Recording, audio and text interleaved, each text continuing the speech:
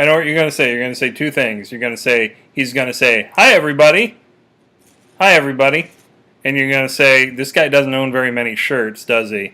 Well, I'm recording a few of these in a row, so it looks like I don't own shirts, but I swear to you I own shirts. Today's episode is called Write What You've Got. This is episode number 8 in the series, in case you can't read what it says there on the YouTube thing. So, first off, what am I going to say next? Do your damned homework. Go back to the last episode and do whatever I told you to do before. I can't even remember. And besides that, I haven't recorded episode number 7 yet in my timeline. Okay, so, write what you've got. I am a writer, and the best piece of advice I ever received, fortunately, came to me when I was young. I was a teenager, and I was complaining to my friend, Chris Simons, who's a fabulous guitar player.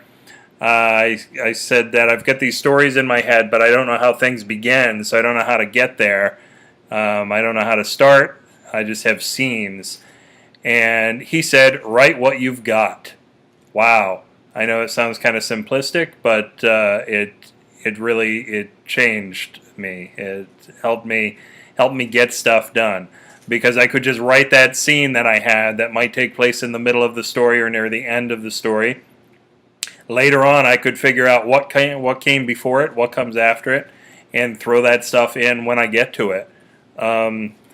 Besides, and I do that really with a lot of the things that I do now, because when I approach a story, I often think of a mood, for instance, and I have just sort of the skeleton of a scene with some characters and some dialogue.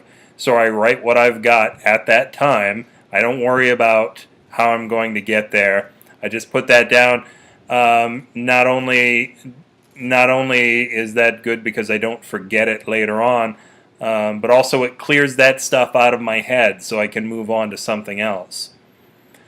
So let's see. Who else does this? Lots and lots of other people do this.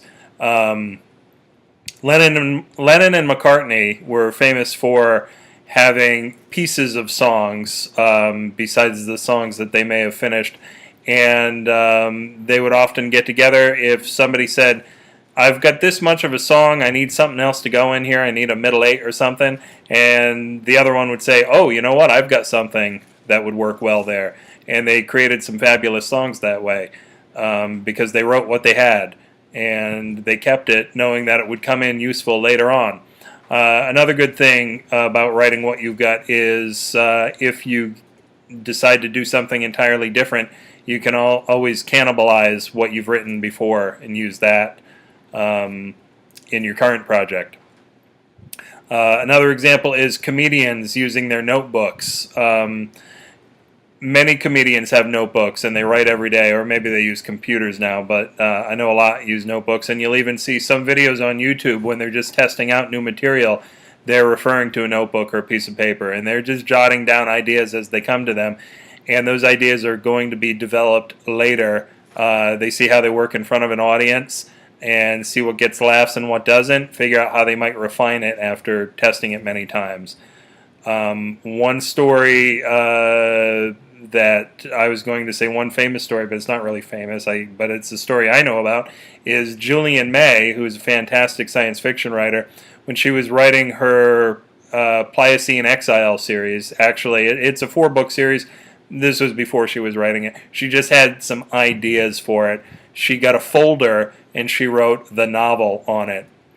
And she kept throwing scraps of paper in there with ideas that she had until eventually she had a big fat folder and started piecing that together as a story. So that's another, when I say write what you've got, it's not always necessarily writing. It may be just coming up with ideas, but you're putting them together, you're putting them aside. You're also, by not finishing a thing immediately, you're also letting your subconscious work on it. And I've talked about subconscious work in an earlier episode, I hope, which I haven't recorded yet, but you've seen. I hope it came out well. Also, artists sketching. If you see like maybe like Da Vinci working on a big fresco, he will have sketched out some of the faces ahead of time. So he has an idea of how people are going to look. He'll test a bunch of different things, different expressions, different positions. Other artists do this lots too. I just happen to remember, seeing pictures of Da Vinci's sketches. So sketching is writing what you've got. If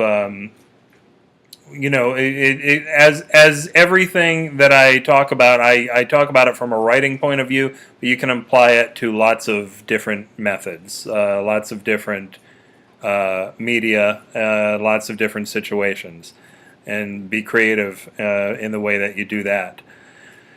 So, homework today. If you've got bits and pieces of ideas, write them down.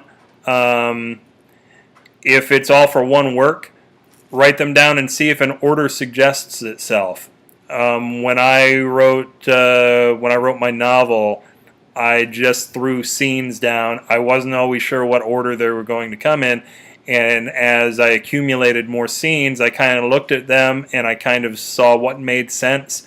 I put them in an order and I saw gaps there. And I said, okay, how do I get from this scene to the next? What would happen in between to get me there? And then my subconscious mind would work on that, and then I would come up with something. So I want you to do that. Come up with, throw down some ideas that you've been working with. Flesh them out as much as you can at the moment. Put them together and say, this is this project. This is project A, and I will let that cook, and I'll get back to it and come up with more ideas later on. So as homework goes, this may be easier than some of my other assignments for you, or it may be much harder depending on how much stuff you've got to do. But please do something. So that's it for that. Email us upwithgravity@gmail.com. If you want us to mention you on the show, please give us permission to use your name. Otherwise, we just might mention your ideas.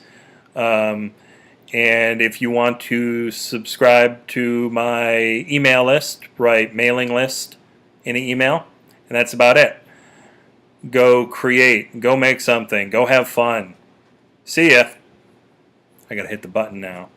Here's the button. Bye.